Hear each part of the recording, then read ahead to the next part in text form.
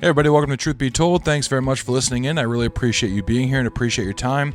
I realize that upon reading today's title, many of you are going to say, why even bother talking about this? This seems stupid. Well, bear in mind that many people are going to read today's title and say, that sounds kind of cool. I want to know more about it. Either way, though, you are here, and I do hope that you would give this video a chance to watch it through to the end, because I think even if the lens we're going to look through today is not your thing, the broader topic is something everybody is concerned with, everybody cares about, and I think everyone needs to be talking about. For the past few months, I've done a couple videos on this broader topic of how do we do all things as unto the Lord, or how do I live my life transformed by Christianity? I believe that so many people have this view of their lives where they have their faith life and they have their day-to-day life. And these two things can have an effect on one another, but the effect that they see is not one of total unity or total transformation. And I think people are frustrated by this. They want to know, when I read the Bible and I see the radical change that overcame those in the first century, when I see the amazing calling that God had on people's lives, like the prophets or the apostles, or all those who are called to do amazing things throughout Scripture that we read about time and time again, I look at my own life as a grocer or an accountant or just my relationships, and I think, I'm generally like a slightly better person. I'm motivated to do good, and I try to be kind of nice to people, but that doesn't feel the same as what the Bible is calling me to. Yes, my faith has an effect on my life, but I want to see those two things work more harmoniously, and I want to know how I can use that huge other portion of my life to still work for God's good, or still work in a way that's effective and that He sees as useful and productive. We all want this for our lives, and I think we don't necessarily know how to accomplish it. We feel, as I always am often known for saying, like we're living this white-collar or like corporate casual Christianity, and we get a little frustrated by it because I think in the West, it's so easy to do that. When Christianity is the norm, or when nobody cares what your faith is, it's very easy to say, well, I guess it's good enough. But in reality, you look out and you say, even the atheists in the world do good things and are living lives that are about as good as mine in many cases. Sure, I might be following certain commands of God that I believe that God calls me to do, and those do yield blessings in my life. I do believe those set me apart and make me different. But as far as morality goes, as far as shining your light goes, as far as being an example to the world goes, how am I any different from Joe down the street who has no faith, no religion, but is generally a good guy? And we feel frustrated with this, as if we know we're called to more. We're called to something radical, but are not sure how to apply that to our lives, how to actually live that out. And I think this creates a lot of frustration, a lot of disappointment in ourselves. And we go through these cycles of feeling like, okay, I guess it's fine. I guess this is kind of what everybody's living, even though we know inside something's off. And we kind of appease ourselves for a time, but then later on we still get frustrated by it, asking ourselves, what is it? There's something missing and I don't know what it is. So today's video is about that, and it's kind of going through a topic, or rather an example of this that I've seen firsthand that I think just really exemplifies or illustrates this topic in a way that hopefully is encouraging to you and shows you that you can do this in any walk of life. There is absolutely no job you can take on, no vocation. Okay, I guess there are some that are very actively living in sin, but I would say in general, there's not a job or vocation you're going to take on that is going to be somewhere that you cannot do something for God. You look throughout the Bible, Nebuchadnezzar was one of the most evil men in the entire world. He was a king of Babylon, yet God uses him for good things.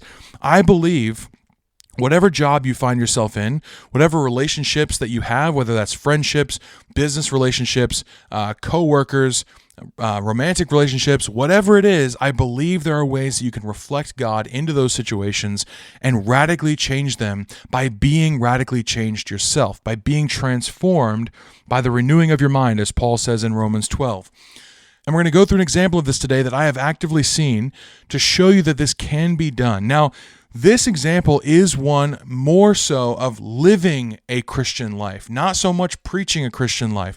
Very often on this channel and in all my speaking interaction with people, I really emphasize that we need to be sharing the gospel. We need to be sharing our faith with people and unafraid to do so, prepared to give a defense when people ask us about the hope that lies within us. I'm really strongly in favor of that. I believe the Great Commission is to all of Christ's followers, and I think we need to take that seriously. However, the reason I'm so pro that, I think, is because I come from a church background that often says things like, preach the gospel, but only use words when necessary. And I think this comes from a place of a little bit of fear. When people say things like this, what they're meaning to say is, let your actions speak for themselves. Don't just talk the talk, walk the walk. And this is important. This is good. I don't want to minimize this.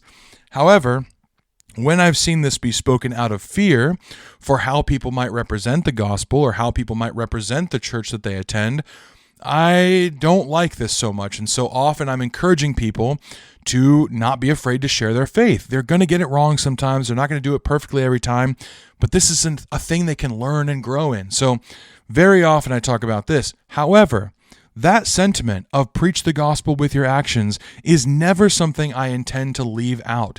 I believe that that is one of the most effective ways that you can share your faith with others. Because if you are truly transformed by the work of Jesus Christ, what he did for you, you've truly internalized that, it will change how you live. It really should. Now, in some ways, there are things in my life that I think I probably haven't internalized that as well as I should. So I'm not saying that every Christian does this well or perfectly, or even halfway decent a lot of times. But I do believe, and I've witnessed for myself, the ways in which I have internalized that have led to transformation in certain areas. And my goal as a Christian is to work so that all areas of my life are transformed. My life and my mindset, how I interact with others is just different now. And what changed? Jesus Christ is the thing. He came into the world and he changed the paradigm for everything. So I'm living differently now. We all want that. We all believe this is something we should be striving for. But when we actively go to do it, it ends up feeling a little bit flat or feeling a little bit commonplace. We want to know, how do we change that? How do we feel like we're living effectively for God and doing the work that he wants us to be doing? And especially, how do we do that in some of the areas that we feel are incompatible with our faith? Not necessarily because they're evil, but just because we don't understand what opportunities to look for in those circumstances. So if you're a bagger at a grocery store, how do I live effectively for God? Sure, I could be a little bit more moral. I can be fair and kind to people. I can be a good worker. That's all good. But why does that feel like it's not exactly the world-transforming work that God sent his son to start the process of, and I'm supposed to be a continuation of that, the hands and feet of God on the earth. And so many times we don't feel this way. However, there is something that I've seen lately that I believe shows just how important action is. And it is in the world of Pokemon. I'm not sure if you guys are aware of this, but right now Pokemon is exploding in popularity, way more so than when I was a kid. Now, it was very popular back then too, but right now, Pokemon cards, games, everything like that, it's at like an all-time high. So much so that some Pokemon cards that back in the day you'd like put in your bike spokes or trade to your friend for nothing, or just throw away because you had 4 of them. Those things are going for like thousands of dollars now. It's insane. And the price boom is crazy. Some people are giving up their life savings. Some people are going into tremendous debt, all to sell and buy Pokemon cards. And it is absolutely wild how much this kind of industry has boomed. But with that comes these card shows that go on. There are these conventions or shows that happen where vendors from all over will gather together and they have booths full of Pokemon cards, packs, merchandise, memorabilia, all this stuff, and they sell it. And people come from hundreds and thousands of miles away to purchase, to trade, to interact with other fans of the hobby, and they meet with these vendors. Now, many of you probably didn't even know this was going on. Those of you that did know it was going on, maybe you've seen some of the videos on social media. But if you didn't know it was going on, you're hearing it now, you're probably thinking, I cannot believe people are wasting their time and money on something so stupid. Fair enough. You can have that view. I know several people I love and respect that also hold that view. However, that's neither here nor there. Within this world of Pokemon vending, though, of collecticons and of conventions, there are a few people who have really stood out to me as living, transformed lives, and they are exemplary illustrations of how action begets action, how transformed goodness actually is contagious and does transform the sphere of influence around them in a radical way. Yes, even in the world of something as silly and as juvenile and as unimportant as Pokemon, I have witnessed this in a way that has often actually brought me to tears, in a way that causes people to take note, whether they're religious or not. And this is something that I want to share with you to encourage you, because I think this is something all of us can do in whatever sphere of influence we happen to find ourselves in, or whatever opportunities we end up finding, no matter how small. So there are two people. One is Coop's Collection, that's like his business name, and one is Beard Dad Cards with a Z, Cards with a Z. These two people live such authentic, honest lives with their customers that they have begun to go absolutely viral. And essentially, they only do a few things in their interactions that you and I would say, well, it's nice, but it's just kind of a small thing. But when you witness it, you cannot help but be changed by it. So someone comes up to their vending table, and the first thing they do is authentically look them in the eye and treat them like a person. They say, "Hey, how are you today?" in a cheerful voice. It's such a simple thing to just be joyful, excited to see somebody, glad that they're there, wanting to take a moment before business is done to just interact with a human being and kind of be on their level for a moment. People take note of that. Hi, Penny, how are you? Yo, what's up, man? How are you? Hey, guys. How are you? Good to see you. What's up? Thank you for waiting. How are you?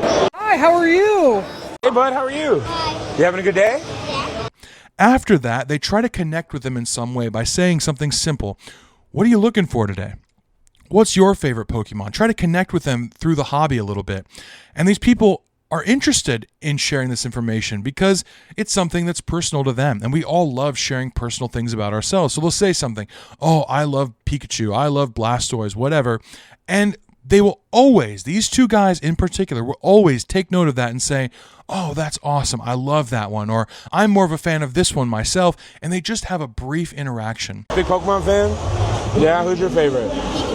Pikachu? So, Addy, do you have a favorite Pokemon? I want to guess Pikachu, but I could be wrong.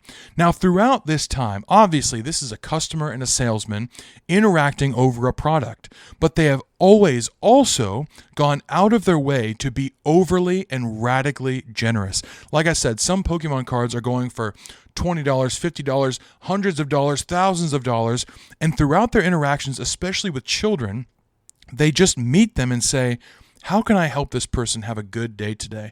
How can I help them collect the thing that they're wanting?"